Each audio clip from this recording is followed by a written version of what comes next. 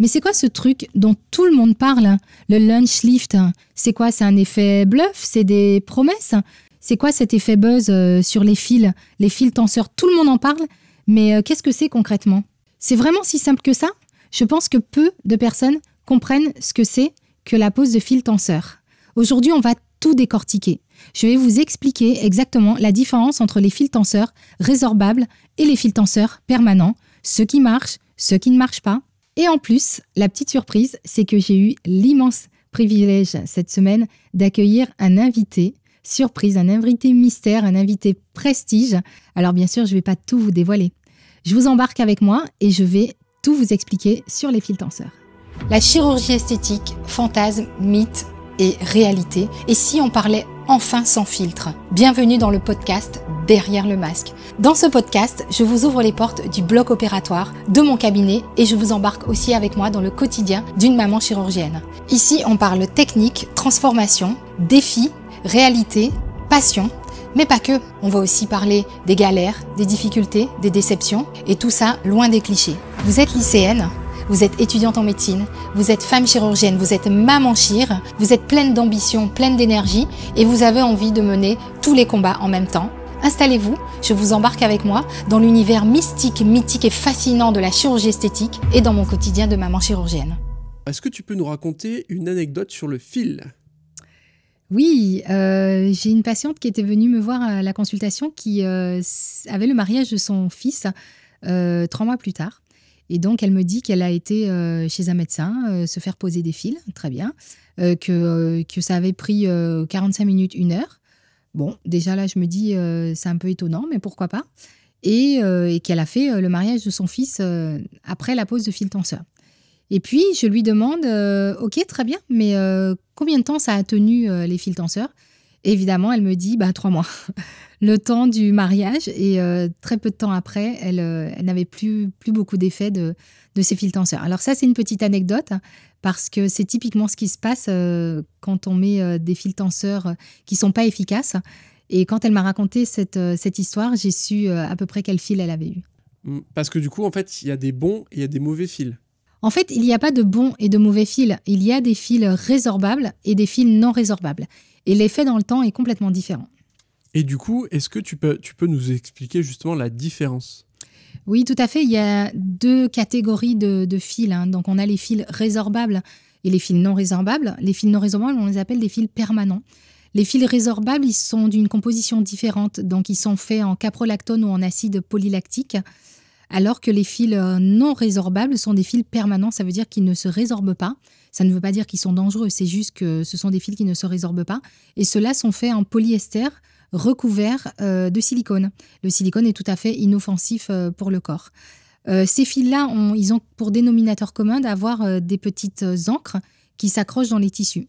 Les fils résorbables sont censés stimuler le collagène de la patiente, le propre collagène de la patiente, et donc, par leur action de stimulation, faire un raffermissement, alors que les fils non résorbables ont clairement une action mécanique. Donc, en fait, on va venir mettre en place le fil dans les structures. Le fil permanent va repositionner les structures. Il ne va pas non plus tirer le visage à l'extrême. Ce n'est pas le but du fil. Il va repositionner les structures, il va raffermir, il va retendre le bas du visage, également le cou. Et ces fils, en fait, une fois qu'ils sont mis en place, le patient va vieillir avec, mais en les gardant en position. Donc, en fait, on recule en arrière comme si on reculait dans le temps. Et petit à petit, on continue de vieillir. Il n'y a que 2 laboratoires en France qui font les fils permanents. Donc, ce n'est pas quelque chose qu'on voit de manière très fréquente. Et il y a surtout un laboratoire qui a le leader mondial.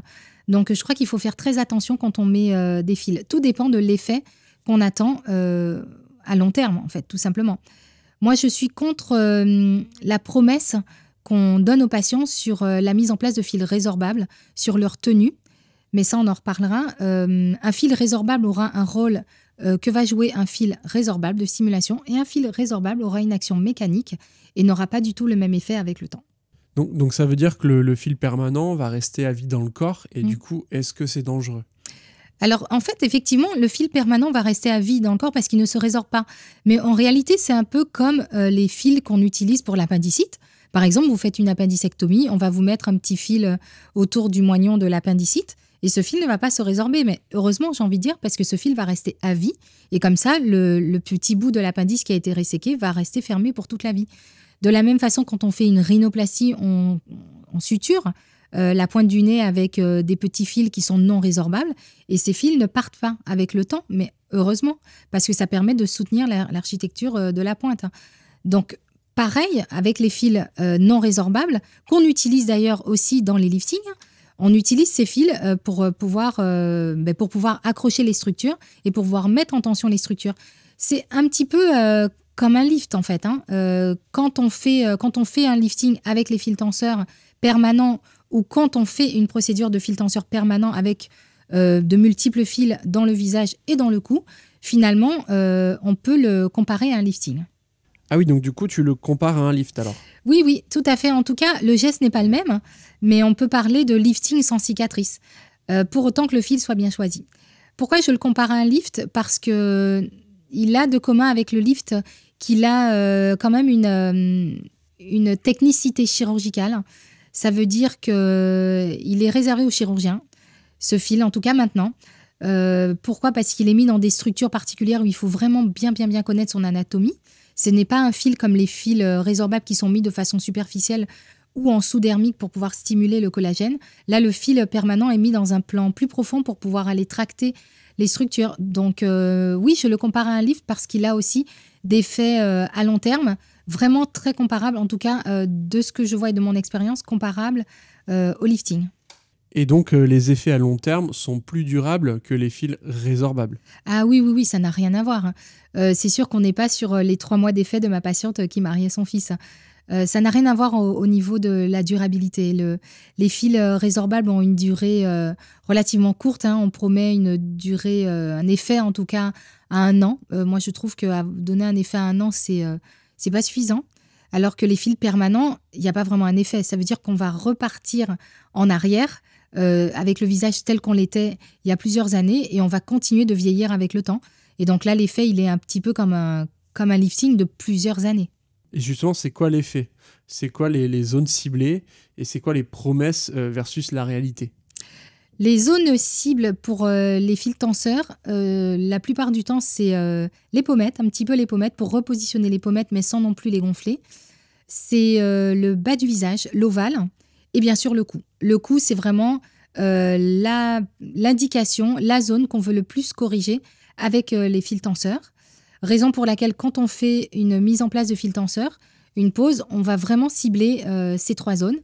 Et au niveau du cou, on peut même associer une petite mini liposuction au niveau sous-mentonnière pour pouvoir affiner les structures et pour vraiment pouvoir plaquer l'angle cervico-mentonnier. Et du coup, à quel âge on peut les faire? On peut envisager les fils tenseurs aux alentours de 35-50 ans à peu près.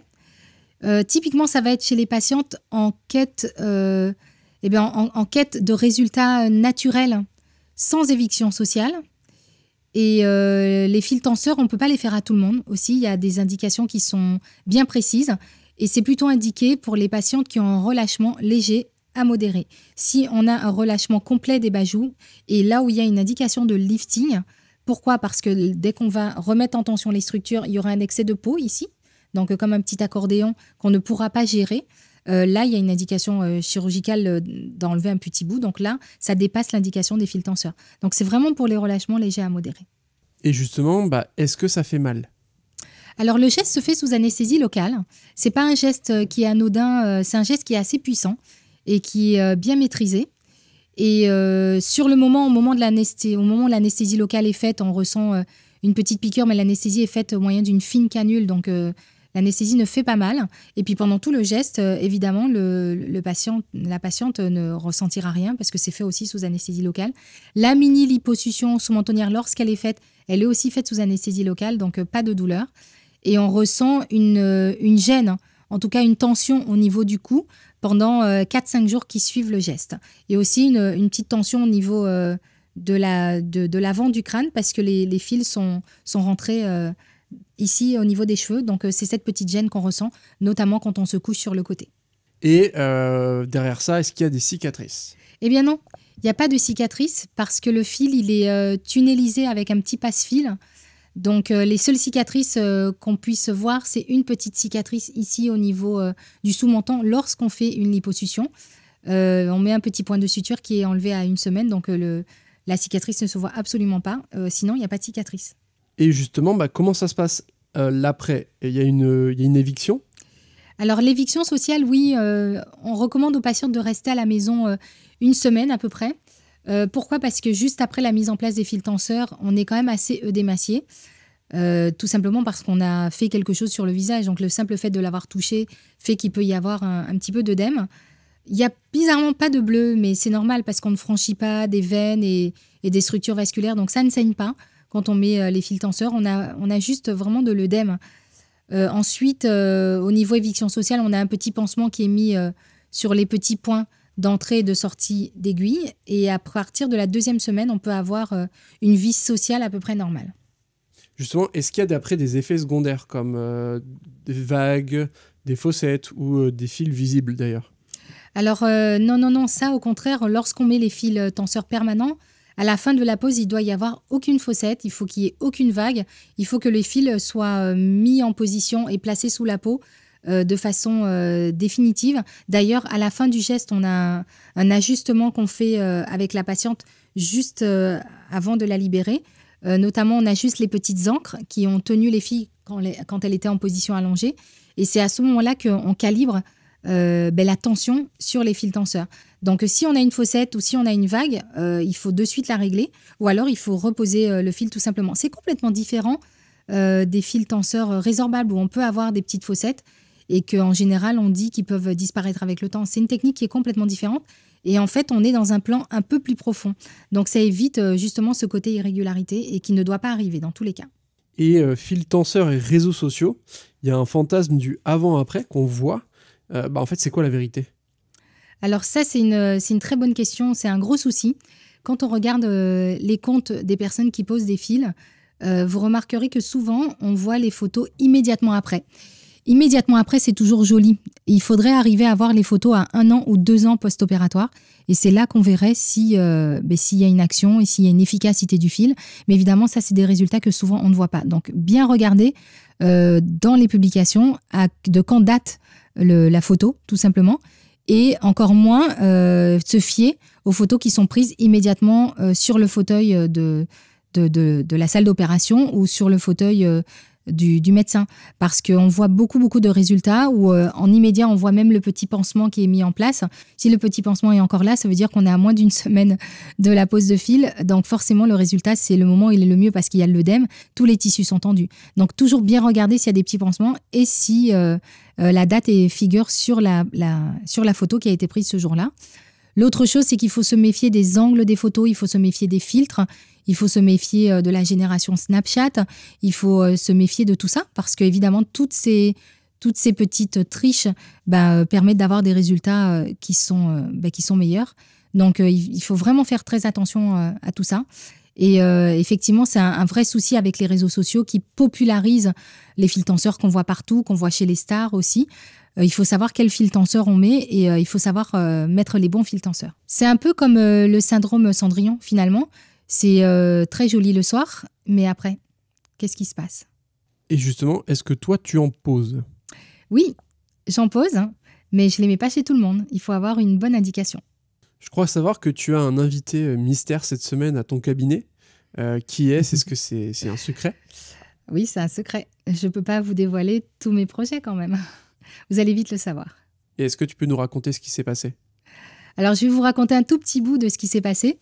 Nous avons sélectionné 3 patientes qui ont vraiment été choisies avec des bonnes indications, des patientes qui étaient collaborantes.